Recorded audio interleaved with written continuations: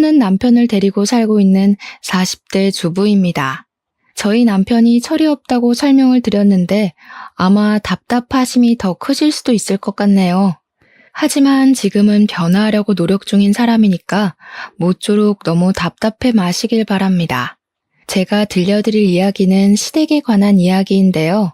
참 인터넷에 시댁에 관한 무수한 이야기들이 나돌아다니지만 어떻게 매번 이렇게 새로운 일들이 생길까요? 저의 이야기는 아마 다른 곳에서는 들어본 적 없는 이야기일 것 같습니다. 제 이야기를 들으신 이후에는 속이 뻥 뚫리셨으면 좋겠습니다. 제가 나름 한성가라는 사람이라 당하고만 사는 사람은 아니거든요. 그래서 이곳에 자랑을 하고 싶은 마음도 있어서 찾아오게 되었습니다.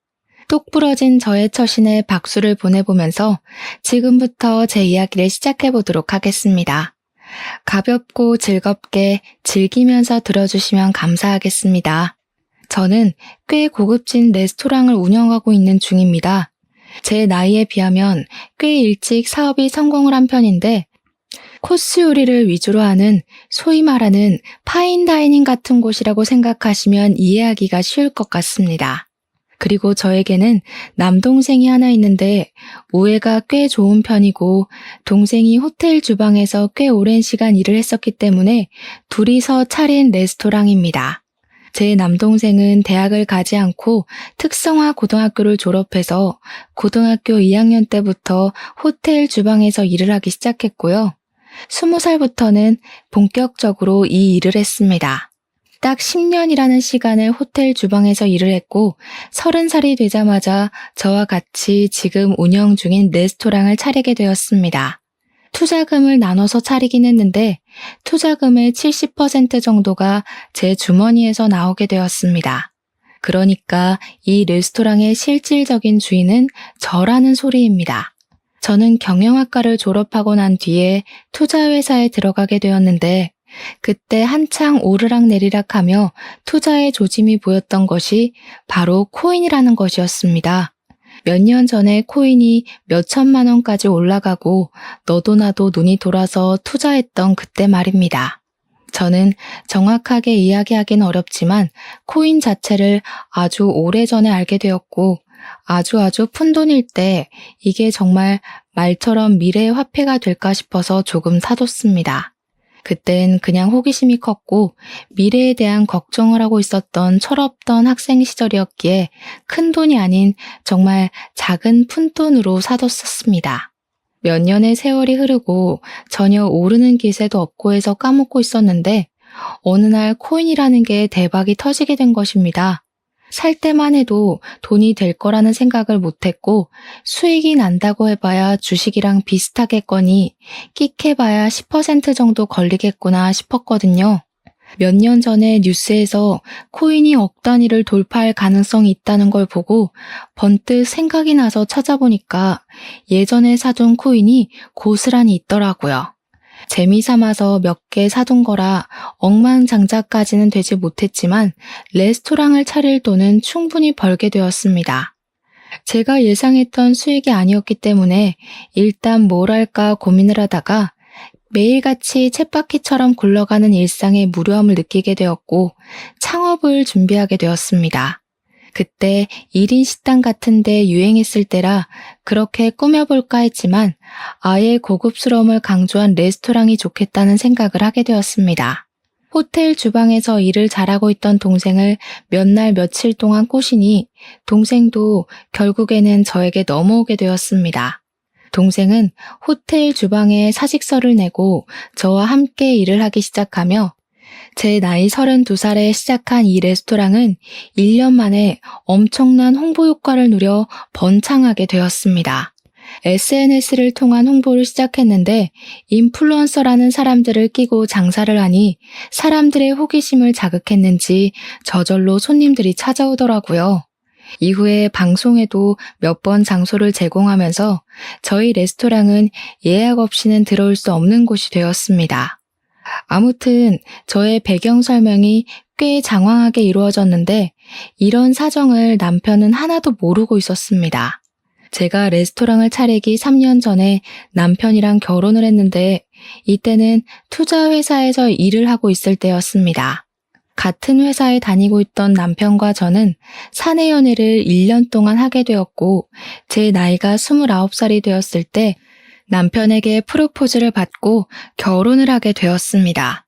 그런데 남편은 제가 코인 투자로 돈을 벌었다는 사실을 아예 모르고 있거든요. 사실 저도 까먹고 있었던 코인이기도 했고, 굳이 결혼 전에 투자를 했던 건데 말하고 싶지 않았습니다. 솔직히 이기적이라고 말씀을 하셔도 할 말이 없는 부분이기는 하나, 남편 모르게 다들 비상금 하나씩은 가지고 계시잖아요. 그래서 남편은 레스토랑이 제 것인 줄 모르고 있고, 제 동생이 차린 레스토랑에 명의만 제 이름을 빌렸다고 알고 있습니다. 제가 출퇴근을 하는 것도 동생을 도와주기 위해서 아르바이트를 하고 있다고 생각을 하고 있었고요. 제가 이렇게 남편에게 꽁꽁 숨기게 된 계기는 저에게 아주 지독한 시어머니라는 사람이 존재하고 있기 때문이었습니다. 우리 시모는 제가 투자회사에서 일을 할 때부터 저를 별로 마음에 들어하지 않았습니다. 저에게 매번 하던 말이 여자는 자고로 남편을 내조할 줄 알아야 하는 사람이다. 집에서 뜨끈한 밥 내오고 국이 식지 않도록 내내 끓여야 하는 존재라고 생각하시는 분이었습니다. 얼마나 지긋지긋한 시집살이가 시작되었을지 상상이 가시나요? 저는 정말 스트레스로 인해 탈모가 찾아와서 대머리가 되기 일보 직전이었습니다. 투자회사 특성상 24시간 신경을 써야 할 일이 많았는데 제 업무가 하필이면 해외 주식, 선물 옵션 쪽이라 남편이 일하는 국내 주식 부서 쪽과는 근무 시간 자체가 달랐습니다.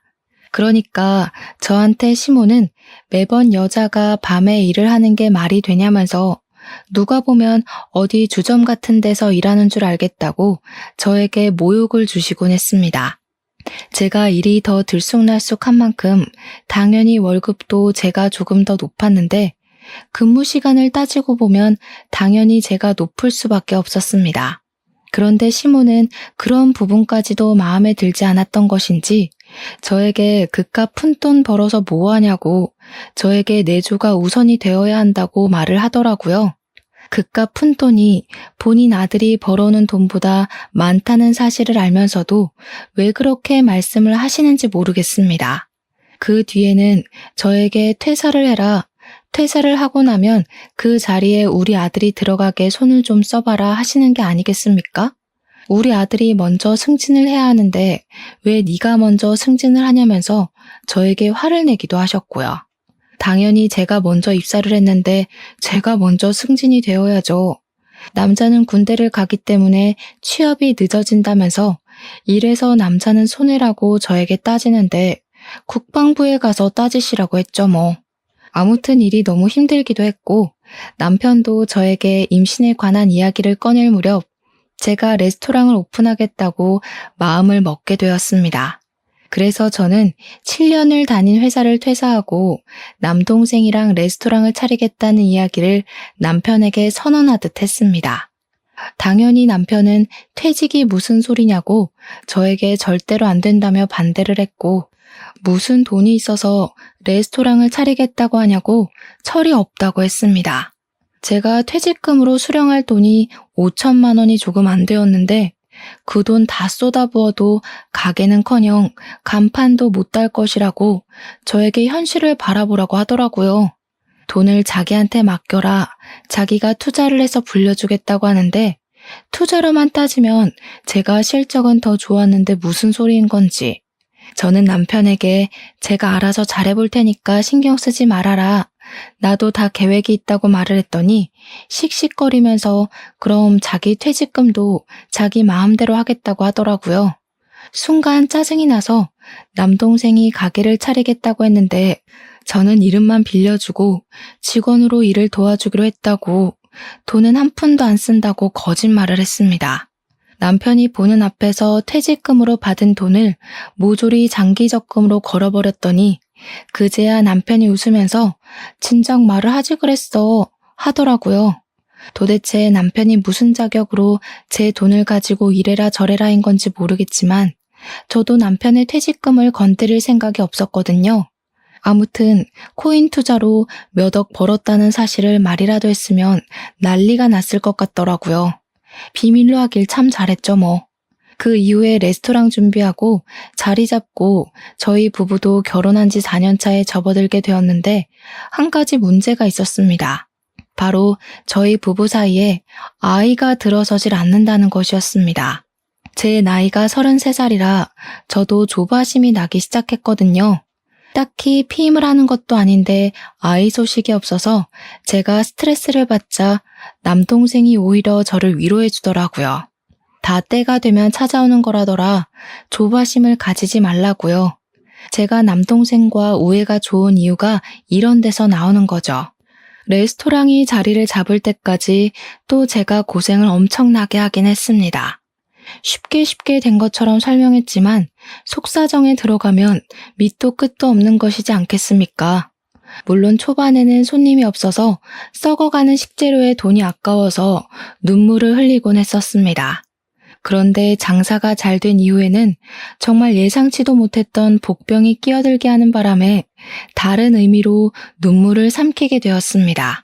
남편에게는 정말 이름도 말하기 싫은 치가 떨리는 4살이 어린 여동생이 하나 있었습니다. 그러니까 저한테는 신우가 되는 사람입니다.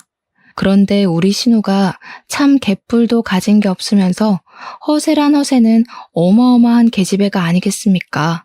백화점 명품관에서 일을 하고 있었는데 본인이 명품이라고 착각을 하는 부류의 사람이었습니다. 제가 결혼을 하고 나서 얼마 안 된 시점에 명품백을 들고 시댁에 간 적이 있었는데 가방을 쓱 보더니 저에게 뾰족한 말투로 이야기를 하더라고요. 언니, 돈 많이 벌어요? 와, 이거 신상백인데? 몇 개월 할부로 긁은 거예요? 직장인이 사기 부담스러울 텐데. 그러니까 시모가 불을 켜고 달려들면서 저거 비싼 거냐고 얼마짜리길래 네 입에서 그런 이야기가 나오냐면서 꼬치꼬치 캐묻는 거예요.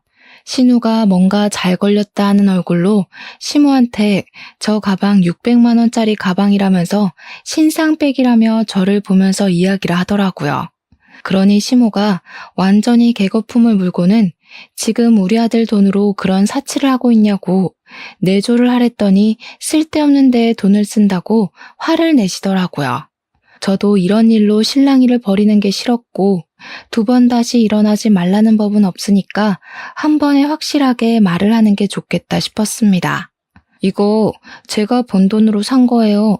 상여금 들어와서 하나 산 건데 제가 허락을 받고 가방을 사야 할 나이는 아니잖아요. 와, 언니, 상여금이라는 게 그렇게 많이 들어와요?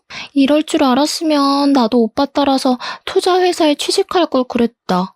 그 말에 목구멍 끝까지 돌대가리는 못 들어온다고 말을 하고 싶었지만 그러면 몇 안 남은 머리털까지 뽑힐 것 같아서 꾹 참았습니다.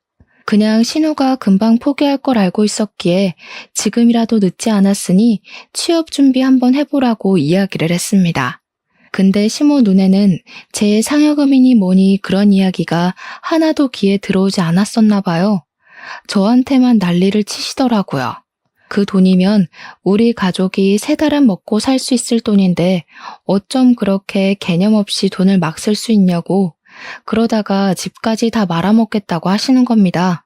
아니, 제가 여유 있어서 산 가방이고 매번 사는 것도 아니고 1년에 한 개 살까 말까 한 가방인데 왜 뭐라고 하는지 이해가 가질 않더라니까요. 남편한테 사달라고 해서 겨우겨우 얻어낸 것도 아니고 내 돈으로 산 가방인데 말이죠. 그 다음부터는 그 가방은 얼마냐, 어디서 샀냐, 무슨 돈으로 샀냐 물어보면 그냥 아빠가 사주신 가방이에요 하고 넘어갔습니다. 레스토랑이 연신 장사가 잘 되고 방송에도 슬쩍슬쩍 나오기 시작하자 시모가 점점 더 불만을 표출하기 시작했습니다.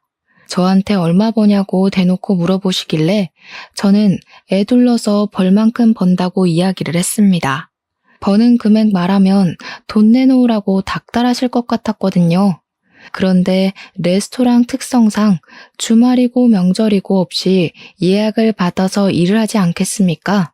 제가 명절 당일 딱 하루만 일을 쉬었는데 남편이 시댁 가봐야 시모가 잔소리만 하고 저랑 싸움이 꼭 나니까 자기도 시댁에 가기가 싫은 거죠. 은근히 제 핑계를 대면서 오전에만 시댁에 들렸다가 오후에는 친정에 가봐야 한다고 나와서 저희 집으로 갔거든요.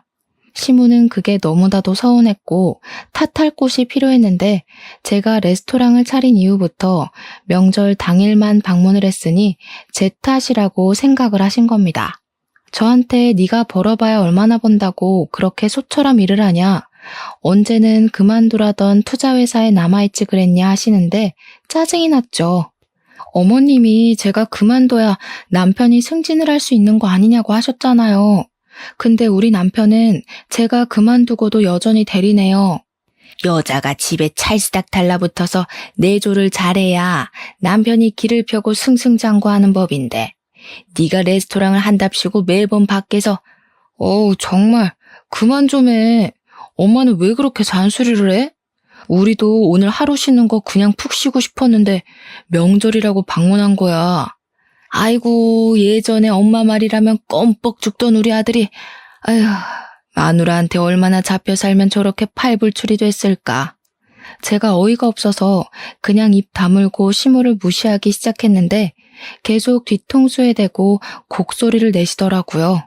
어릴 때는 엄마 품이라면 좋아서 안겨붙고 엄마만 사랑한다고 하더니 장가가고 나서 소용도 없다고 쓸모없는 놈이 됐다고 하시면서요. 어릴 때 엄마 품에 엉겨붙지 않은 아이가 어디 있나요? 다들 하나같이 엄마를 제일 사랑하지 않나요? 그런 와중에 신우가 저한테 와서는 언니네 가게 진짜 장사 잘 되는 것 같다고 예약을 하고 싶은데 예약이 안 된다고 구시렁거리더라고요. 그러면서 자기 친구들 앞에서 기 한번 살리고 싶은데 저희 가게에 와서 밥 한 번만 먹게 해주면 안 되냐고 막 조르는 게 아니겠습니까? 이 계집애가 진짜 여우인 게 둘이 있을 땐 이런 소리 한 번을 안 하다가 시모가 저를 지켜보고 있으니까 그런 소리를 하더라고요. 시댁 눈치가 보이는 상황에서 제가 신우랑 맨날 싸워봐야 누구한테 좋겠습니까? 그 한 끼가 상당한 값을 지불해야 하는 음식이긴 하지만 제가 시모랑 신우한테 한턱 쏠 수 있긴 했죠.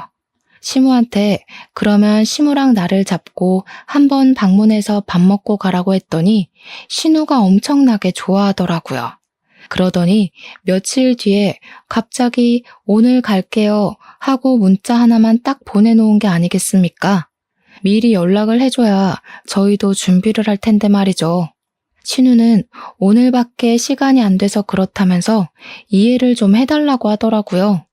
그리고 시간에 맞춰서 방문을 했는데 제가 분명 시무랑 함께 오라고 말을 했었잖아요.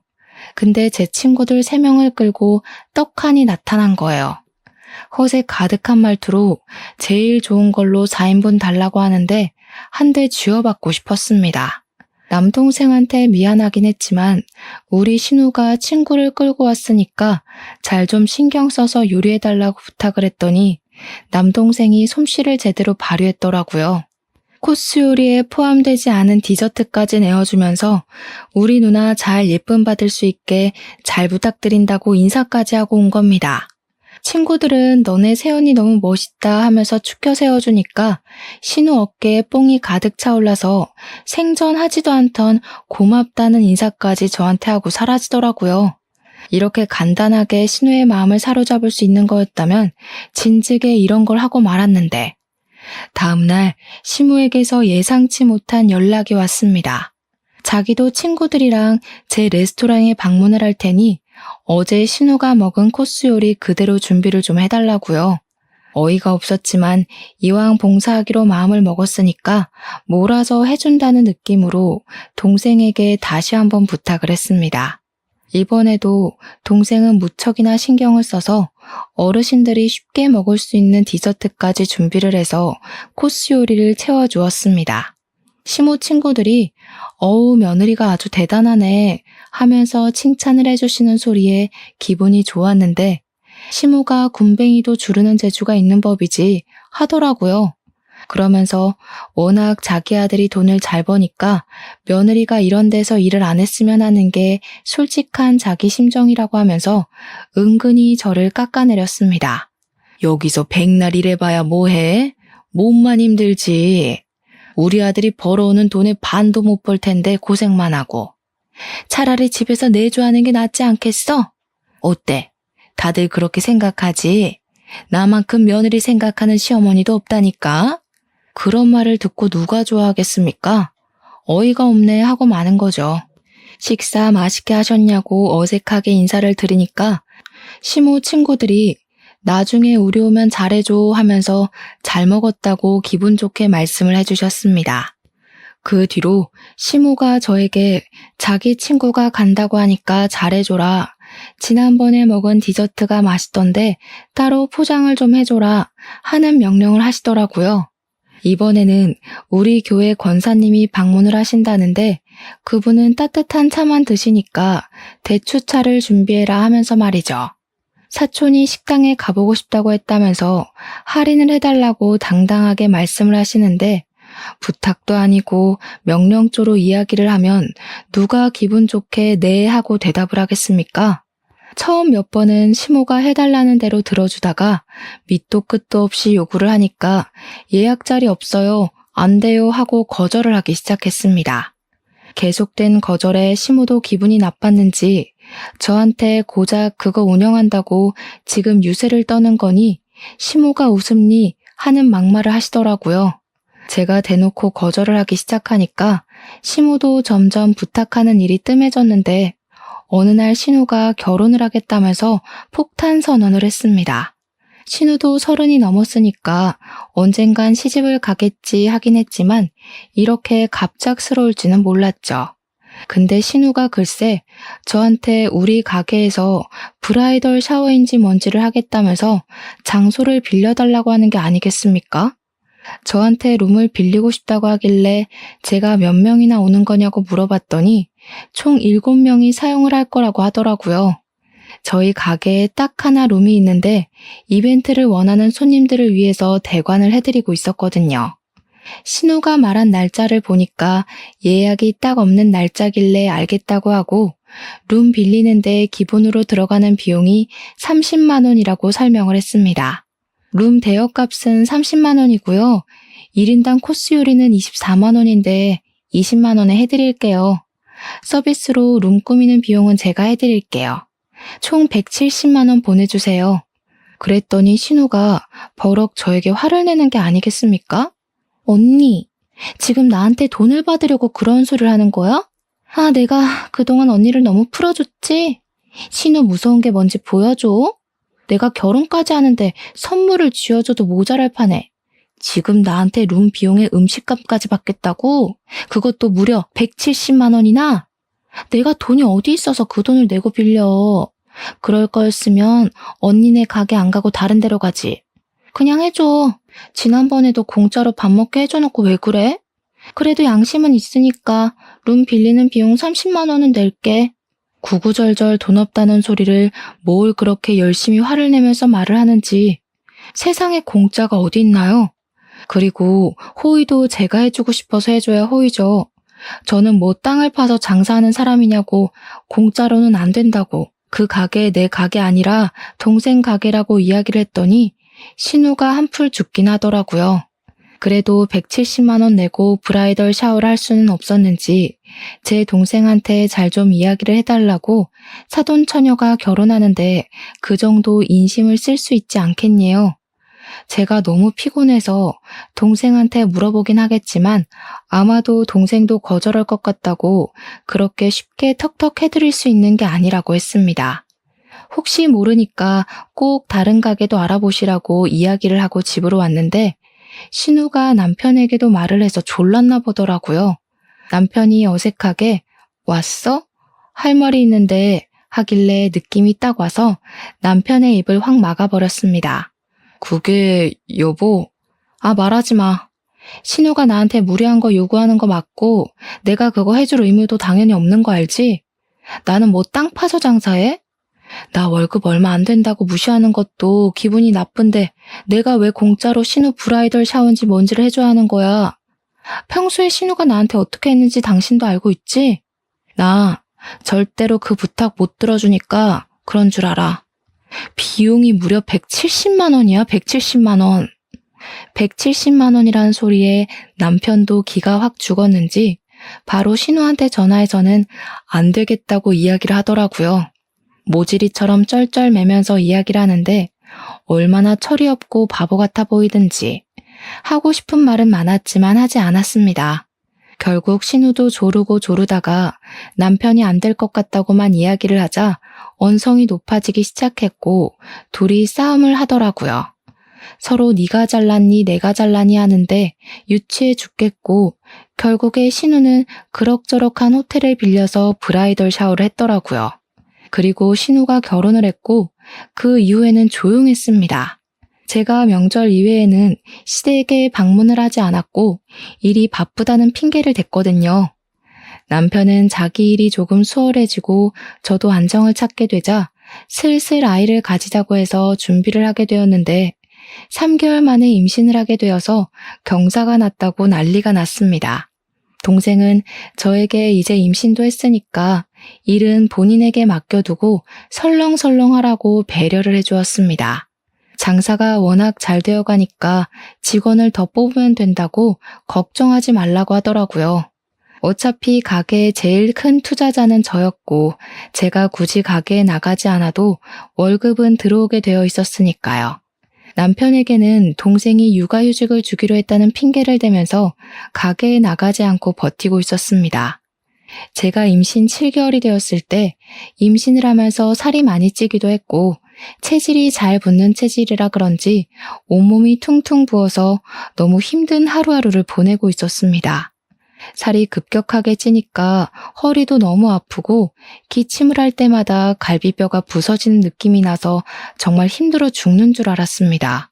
그런데 신우가 갑자기 저희 집에 찾아온 게 아니겠습니까? 그것도 무려 캐리어를 들고 말입니다. 집에 있다가 신우가 문 좀 열어보라고 연락을 해서 문을 열었더니 떡하니 현관문 앞에 서 있더라고요. 그리곤 지집처럼 저희 집에 들어오더라고요. 신우한테 이 짐은 다 뭐고 갑자기 왜 우리 집에 찾아온 거냐고 물어보니까 자기가 글쎄 부부싸움을 했다면서 며칠만 우리 집에서 지내겠다는 겁니다. 저는 머리가 어지러웠죠.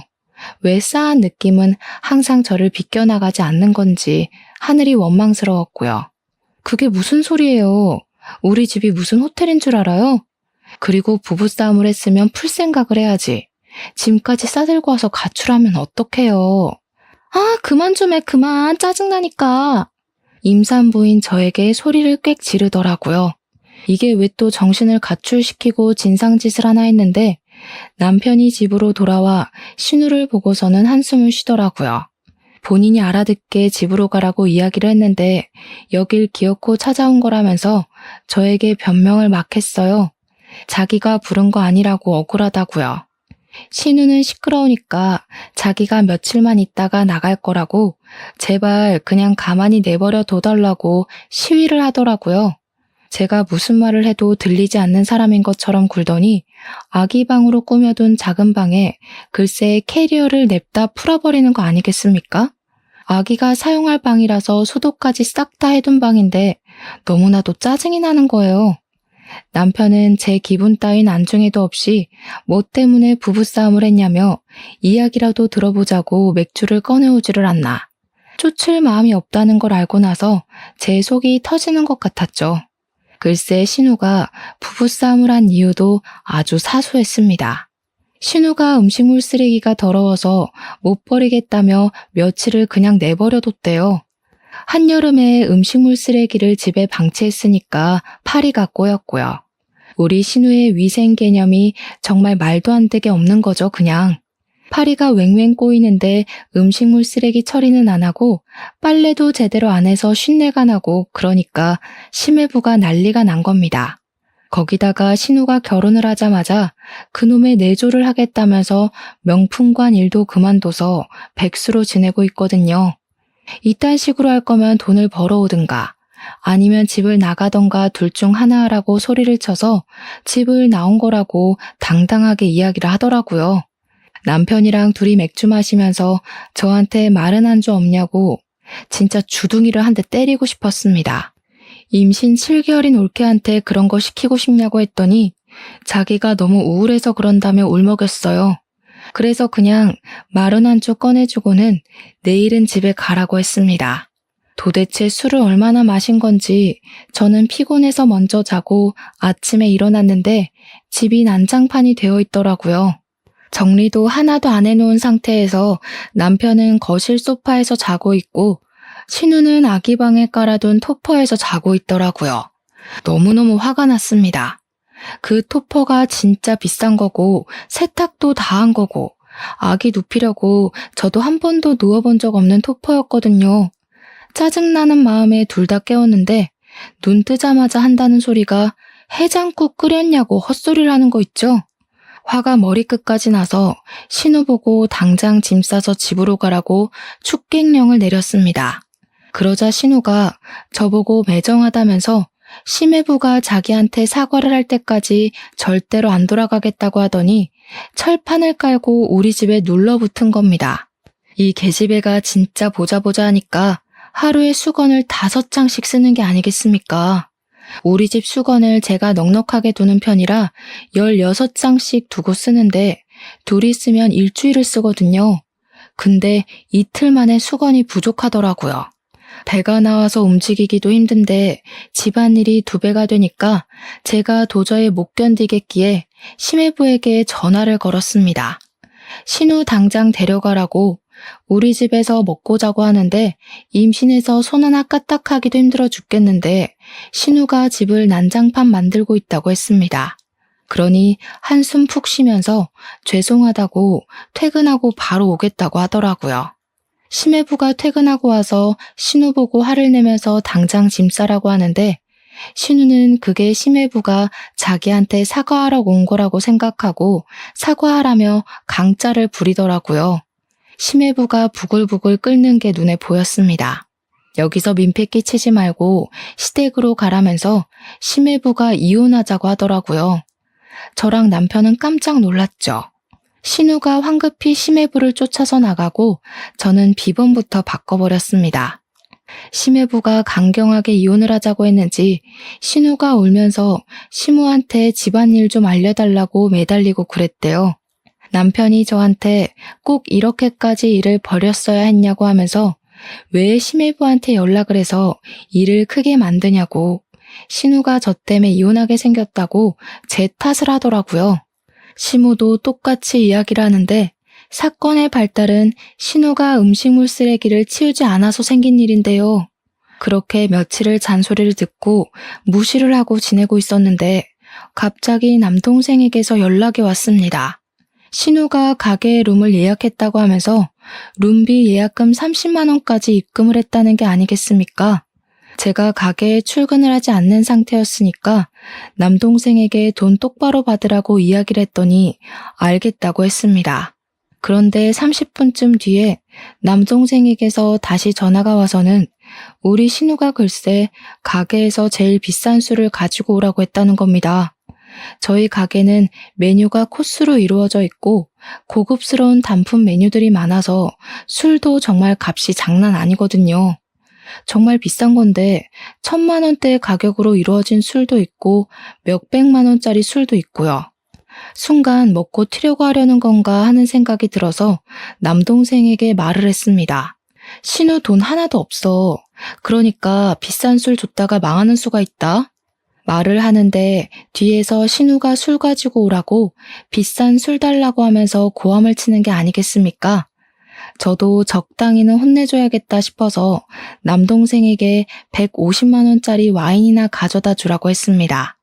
4명이서 갔다고 했으니 나눠서 그 정도는 감당할 수 있겠지 생각했거든요. 그리고 딱 2시간이 지났는데 남동생에게 다시 전화가 걸려오는 게 아니겠습니까? 쎄한 기분이 들었습니다. 누나, 사돈이 누나 때문에 이혼하게 생겼다면서 이 술값이며 밥값이며 전부 누나가 낼 거라고 하는데 자기 돈 없대. 그 순간 진짜 머리를 해머라 한 대 맞은 듯한 기분이 들더라고요. 그게 무슨 소리야? 내가 자기들 처먹은 돈을 왜 대신 내줘? 남동생이 말하길 제가 낼 거라면서 막무가내로 군다고 작정을 하고 온 건지 아예 지갑도 안 들고 몸만 덜렁 와서 술을 잔뜩 마셨다는 겁니다. 너무 열이 받아서 가게로 가겠다고 말을 하고 옷을 주섬주섬 입고 있으니까 남편이 저한테 어디 가냐고 물어보길래 가게에 좀 가본다고 말을 했습니다. 그랬더니 남편이 저에게 그러더군요. 아, 오늘 동생이 자기네 가게에 간다고 하던데? 나한테 자기 이름 대고 먹어도 되냐고 물어보길래 그냥 그러라고 했어. 매번 그랬잖아. 당신이 뭔데 내 허락도 없이 내 업장에서 무전 취식하는 거 허락해줘? 뭐? 내가 뭐긴 뭐야, 당신 남편이지. 아니 그게 남편한테 할 소리야? 그러니까 당신 말만 들으면 신우가 와서 돈 한 푼 안 내고 공짜로 밥 먹고 갈 거라는 걸 알고 있었다는 이야기잖아. 가족끼리 무전 취식이 무슨 소리야 정말. 지금 이혼 때문에 속 시끄러운 애한테 그 정도 서비스는 해줄 수도 있잖아. 그거 해봐야 얼마나 한다고. 진짜 너무한 거 아니냐? 코스 요리 4인분일 텐데 별로 되지도 않는 걸로 그냥 한번 서비스 해주고 생색내고 하면 될 걸 가지고. 그래? 그 얼마 되지도 않는 거 당신 돈으로 결제하자 그럼. 그랬더니 돈 없다고 말하기도 민망하고 자존심이 상한 건지 뭔지 남편이 자기 동생 밥 한 번 못 사주겠냐고 흔쾌히 카드를 내밀더라고요. 저한테 바가지 긁을 생각하지 말고 정확하게 먹은 금액만큼만 계산하고 오라고 하길래 걱정하지 말라고 영수증까지 끊어주겠다고 하고는 가게에 달려갔습니다. 저녁 시간이라 그런지 택시를 타고 아주 금방 도착하더라고요. 그런데 쩔쩔매는 남동생에게 다가가니까 글쎄 신우가 시켜 먹은 와인이 한 병이 아니라 무려 3병이나 되는 게 아니겠습니까? 이 비싼 와인을 3병이나 처먹고 뻔뻔하게 무전 취식을 하려고 했다니 제 속이 뒤집어지더라고요. 무슨 2시간 만에 술을 이렇게나 마신 건지. 신우는 얼굴이 새빨갛게 변해서는 저도 못 알아보고 널브러져 있었고요. 신우 친구들도 별반 다르지 않은 모습이었습니다. 룸에서 이런 추태를 벌였기에 망정이지 홀에 있었으면 블랙리스트에 올라가고도 남을 모습이었습니다. 신우가 잠깐 정신을 차린 건지 저를 보면서 우리 언니 왔다며 언니가 쏴, 언니 때문에 나 이혼해 하면서 큰 소리를 내는 게 아니겠습니까? 제 동생이 보다 못해서 경찰을 부를까? 하고 물어보는데 됐다고 하고는 얼마 나온 거냐고 물어보았습니다. 밥값 96만 원에 추가 메뉴 시킨 게 3개 있어서 29만 원이 추가됐고 150만 원짜리 술만 3병을 마셨어. 도합이 575만 원이야. 근데 누나, 진짜 누나 카드로 내게? 그냥 우리 이거 로스 시키자. 제가 동생에게 남편 카드를 쥐어주고 가서 계산하고 오라고 했더니 남동생이 씩씩거리면서 억울하지도 않냐고 그냥 경찰 부르자고 하더라고요. 그래서 남동생에게 카드를 자세히 봐라. 서명이랑 이름 보면 딱 알지 않겠냐고 했더니 동생이 앞뒤로 돌려보고는 피식 웃더라고요. 저한테 부가세 10%는 별도로 긁겠다고 하길래 웃으면서 마음대로 하라고 했습니다. 착실하게 부가세까지 632만 5천 원이 긁힌 문자 메시지가 남편에게 바로 전송이 되었는지 긁자마자 전화가 걸려오더라고요. 저는 시댁의 뻔뻔한 작태에 그동안 이를 갈고 있었으니까 마음속에 담아둔 모든 것을 터뜨리기로 결심했습니다. 아무렇지 않게 전화를 받아서 왜? 하고 남편한테 말을 했더니 금액에 충격이라도 받은 것인지 남편이 무슨 밥값이 이러면서 말을 잊지 못하고 고함만 지르더라고요. 바가지를 긁지 말라고 했더니 무슨 명품백이라도 산 거냐고 어떻게 밥값이 이렇게 나올 수 있냐고 노발대발하는 게 아니겠습니까? 저는 남편이 울분을 다 터뜨릴 때까지 기다렸다가 차근차근 설명을 해주었습니다. 신우가 와서 코스 요리 4인분 96만 원어치를 먹었고 추가로 단품 요리를 3개 시켰는데 이게 29만 원이야. 그리고 무려 150만 원짜리 와인을 3병이나 드셨네? 남편이 씩씩거리다가 계산기를 두들기는지 저한테 합이 575만 원이지 않냐고 왜 600만 원이 넘는 금액이 긁힌 거냐고 하더라고요.